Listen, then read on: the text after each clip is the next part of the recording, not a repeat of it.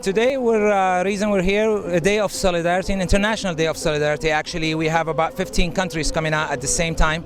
We're commemorating the second year of the very sad anniversary of the beginning of the war in Syria. We're here to commemorate the martyrs of Syria, of all Syrians, in solidarity with the people of Syria who are resisting this war, in solidarity with the Syrian army, who's paying a very heavy price in defending the cities and the Syrian people. We're here mainly also to say no to terrorism, to say give peace a chance in Syria, to say dialogue, not arms, is the solution for Syria. We call on all Syrians across both sides of the aisles to put the arms down and come to the dialogue table. Syrians with Syrians, not with foreign fighters. Today we feel like Syrians is being invaded by tens of thousands of jihadists from all over the world who are coming fighting a holy war against whom I really don't know, because the Syrian army is made up of the Syrian people. So we feel that enough killing, enough blood, it's time to stop the shed of blood and turn around and just have peace and dialogue. What's the Obama administration's involvement in what's taking place? Well, you know, they are playing the good cop, bad cop routine.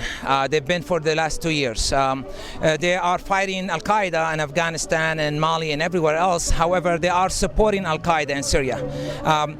The name is given Jubha or Nusra Front. In Arabic is Jabhat al-Nusra.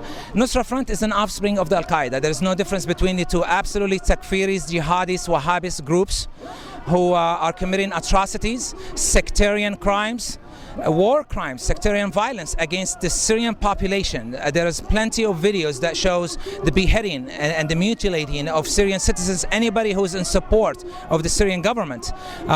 We feel that we have the right to support our government. Our government and our army and our people is what make the institutions in Syria work. We do want democracy, we do want reforms, and we had plenty of that in the beginning. Maybe not too much political freedom, absolutely, but that's what the Syrian administration has responded. We have multi-party system now, we have new media law, we are calling for dialogue. The other side, however, realizes that there's the only way they can get in power in Syria is by a military coup or violence. There's the only way, because democracy will never bring them to the table. Syria is a secular society. Syria has never been an Islamist country, and we will never be.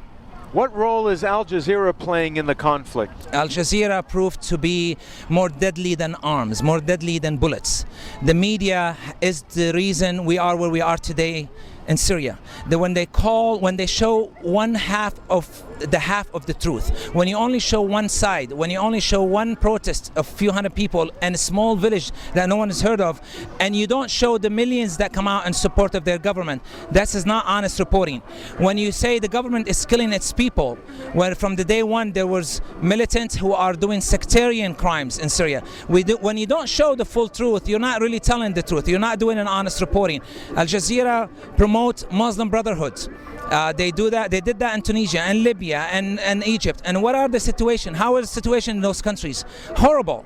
Were they better off when they were? Yeah, absolutely. I mean, regardless what you think of Muammar Gaddafi, of Mubarak, you know, Egypt and Tunisia were much better countries, and Libya than they are today. And Syria don't want to go through the same route.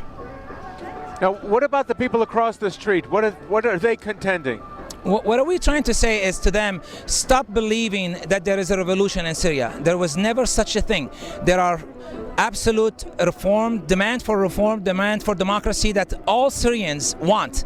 And 99% of all of us here, maybe 100% on both sides, want reform and democracy. But we want it to be done in a civil way, in a democratic way, not in arms. Today when the BND, the German intelligence service, put out a report yesterday that only 5% of the militants in Syria are Syrians.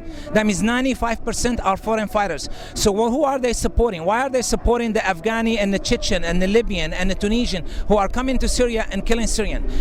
You speak to them, they tell you, I don't care if an Afghani or a Taliban or anybody who rules, as long as it's Islamic rule.